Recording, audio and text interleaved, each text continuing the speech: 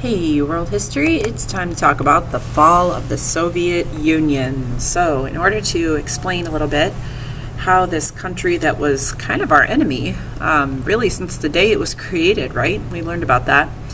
How did it fall apart? And it really didn't take a war. So, it's something that's, I think, something no one really predicted.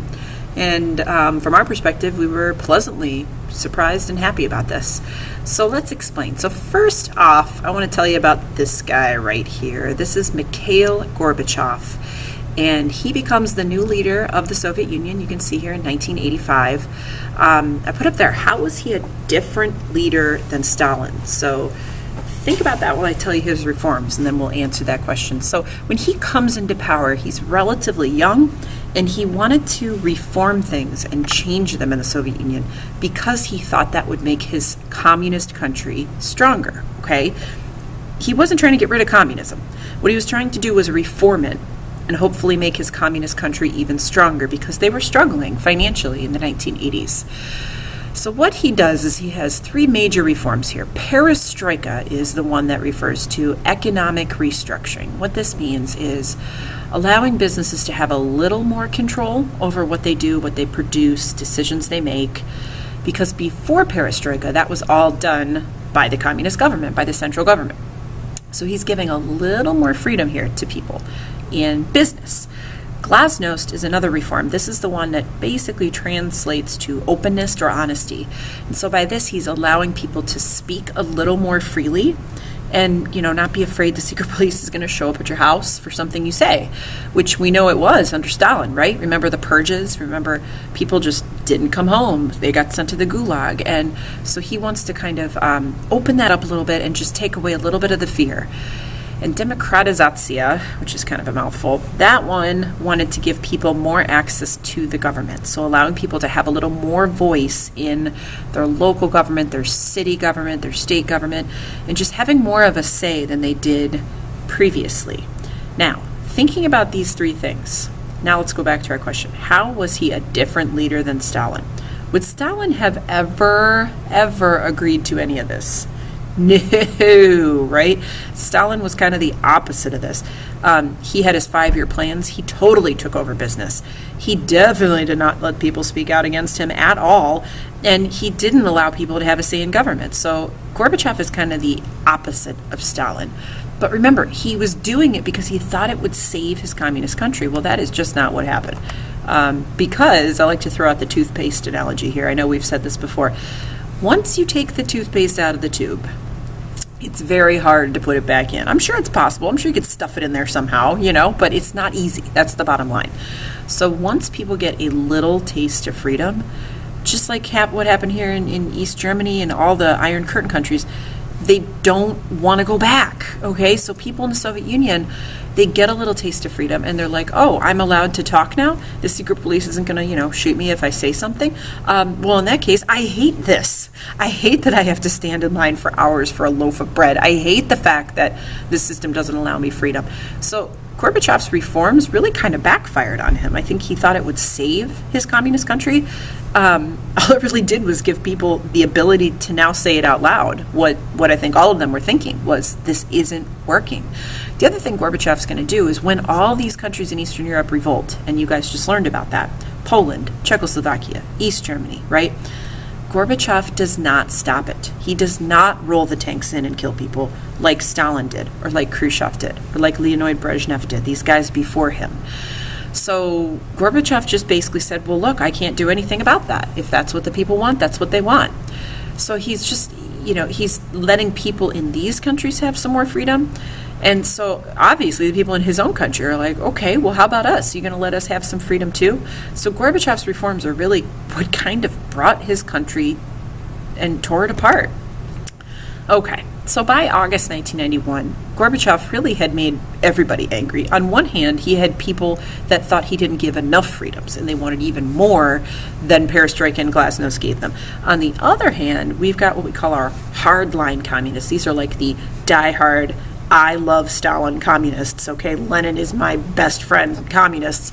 They felt like Gorbachev screwed everything up, and they couldn't believe he did it. So what actually happens is these guys, the hardline communists, they attempt a coup d'etat and they kidnap him.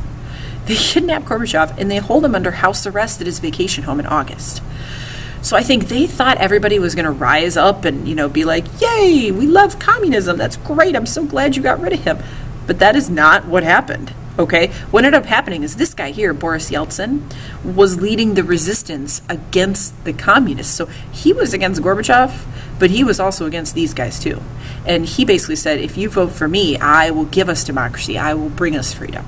So what ends up happening is the people that kidnapped Gorbachev end up giving up, and they're kind of embarrassed, and they kind of say, I guess we'll let him go now. And it just proved that communism was falling apart in the Soviet Union. Okay, and this is a good little political cartoon that shows it. It says people power. This is probably representative of one of the communist guys who tried to kidnap Gorbachev. And here's the people around joining hands, singing, tying a knot here in the tank. See how that works. So it definitely had kind of a surprising ending here. And so how it all falls apart is on Christmas Day 1991, Gorbachev basically just announces that the Soviet Union is going to disintegrate. And on January 1st, New Year's Day, 1992, the Soviet Union, we woke up that day, the world, and there was no more Soviet Union. It broke apart into 15 different countries. A few had already broken away earlier, but 11 republics here, and it ceased to exist. So Russia is number 11 here. Russia is the biggest area-wise, you can see, but there are other countries too. Kazakhstan, Armenia, Azerbaijan, Turkmenistan, Georgia, Kyrgyzstan, lots of different countries, and it just kind of broke up. And so this becomes the new Russia, and what we now hear is called the Russian republics, these countries right around here. So really, without the Soviet Union, there's really no Cold War, is there? I mean, that was the whole issue since 1917 was combating the Soviet Union, combating the communist threat, and it just goes poof, literally overnight. So from our perspective here in the United States, we were ecstatic. Now, it's not to say that everything since then has been perfect. This clip right here takes you to a really kind of fun song that somebody just kind of made about the fall of the Soviet Union. It's a great little thing to look at, and it'll help you hopefully remember this too. So I would definitely check it out. I got it linked on the website. But they've had their fair share of troubles, okay? Actually, we'll go back here. Most notably, there's a republic in Russia that wanted to break away and was not granted independence by Russia, and that is Chechnya. And Chechnya, you may have heard of them. They've been in the news a little bit with the bombers in Boston who were of Chechen descent. And so some people were kind of saying, oh my gosh, is there a link here? Is that part of their motivation? And it's actually, at the time I'm making this video, I don't know. I'm not sure if there's a clear link. Maybe soon we'll know. But anyway, so that's something you see. So Russia officially today is a democracy. But just like these countries in Eastern Europe, it's been a tough road for them to transition to a completely democratic economic system, democratic government. It hasn't necessarily been a completely smooth transition. There's definitely been some issues and some problems and leftover kind of lingering economic troubles, unemployment and things.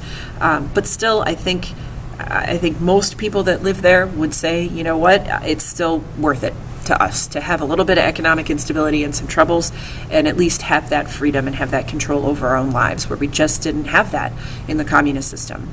So the future of Europe, really, now that the Cold War's over, it kind of makes NATO take definitely a back seat. Remember, NATO and the Warsaw Pact, those two alliances, and hey, if you guys are on the band trip right now, you're marching in the NATO Parade of Nations, aren't you? So NATO is still around, as you know, but it's not seen as, I think, as vital as it used to be, mostly because there's no Warsaw Pact. In fact, half the countries in Warsaw Pact joined NATO, so there's kind of some irony there.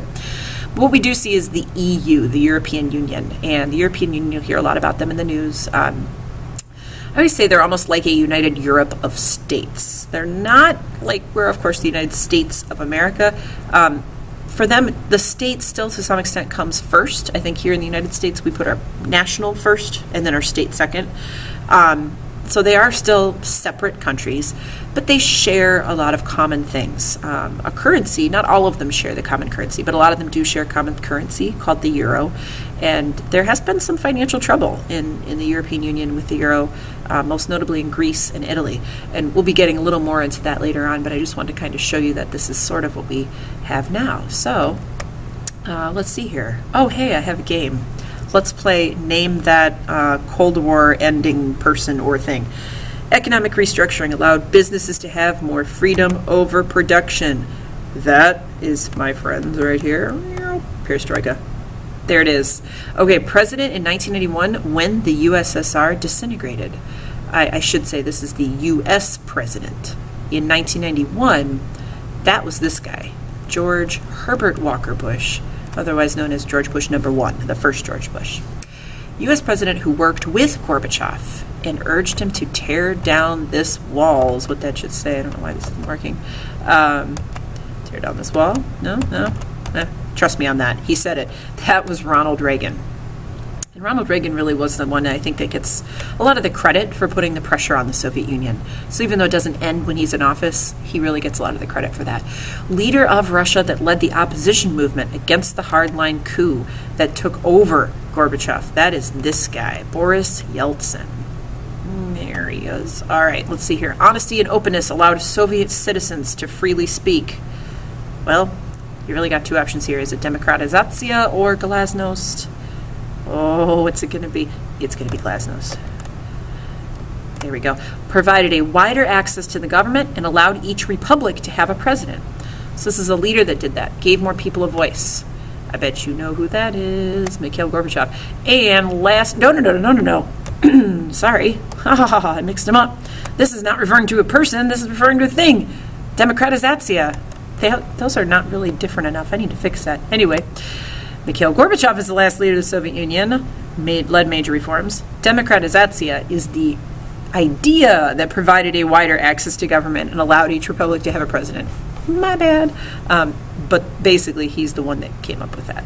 Does that make sense? So anyway, hopefully that kind of walks you through a little bit here, the fall of the Soviet Union. Check the website for all notes, including a hard copy of these notes I just went over. And I hope you guys have fun in Virginia Beach. See you when you get back.